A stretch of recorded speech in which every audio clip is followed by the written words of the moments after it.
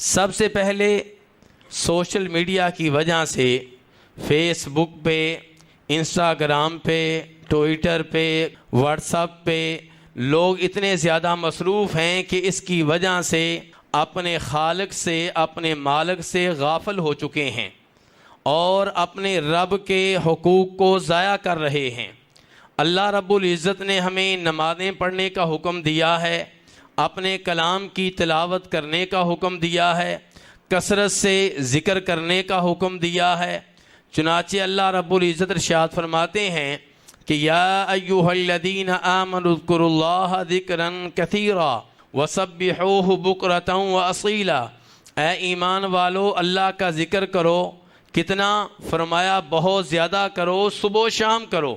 تو اللہ رب العزت نے جس قدر ہمیں اپنے ذکر کے بارے میں کہا تھا کہ وہ کثرت سے کیا جائے، ہم نے اس میں اضافہ کرنے کی بجائے سوشل میڈیا کو اتنا ٹائم دے دیا کہ جو تھوڑا بہت اللہ کا ذکر کیا کرتے تھے اس سے بھی محروم رہ گئے۔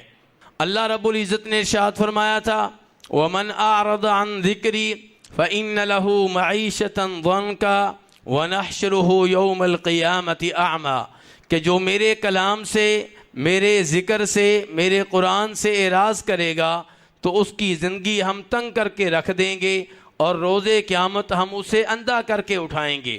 اور آج ہم اللہ کے کلام سے غافل ہو چکے ہیں۔ کسی زمانے میں لوگ صبح فجر کی نماز کے بعد اللہ کے کلام کی تلاوت کیا کرتے تھے، اس کے بعد ترجمہ قرآن کی کلاس میں حاضر ہوا کرتے تھے، لیکن اس کی جگہ اب سوشل میڈیا نے لے لی ہے۔ صبح اٹھتے ہی لوگ یہ سوچتے ہیں کہ معلوم نہیں رات کو کیا کچھ ہو چکا ہے، کیا میسج آ چکے ہیں، کون سے کلپ آ چکے ہیں۔ پہلے دن کا آغاز سوشل میڈیا سے کرتے ہیں، اس کے بعد اگر تھوڑا بہت وقت مل جائے تو قرآن پاک کو دیتے ہیں۔ خلاصہ کلام یہ ہے کہ اللہ کے ذکر سے غافل ہو چکے ہیں۔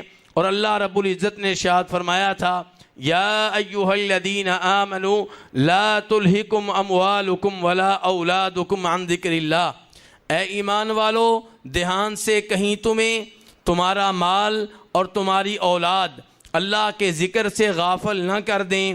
وَمَن يَفْعَلْ ذَلِكَ فَأُولَٰئِكَ هُمُ الْخَاسِرُونَ، جو اپنے مال کی وجہ سے، اپنی اولاد کی وجہ سے اللہ کے ذکر سے غفلت کا مظاہرہ کرے گا وہ نقصان میں رہے گا، وہ گھاٹے میں رہے گا۔ اللہ رب العزت ہم سب کو اخلاص کے ساتھ سمجھنے کی، عمل پیرا ہونے کی توفیق بخشے۔ وآخر دعوانا ان الحمد للہ رب العالمین۔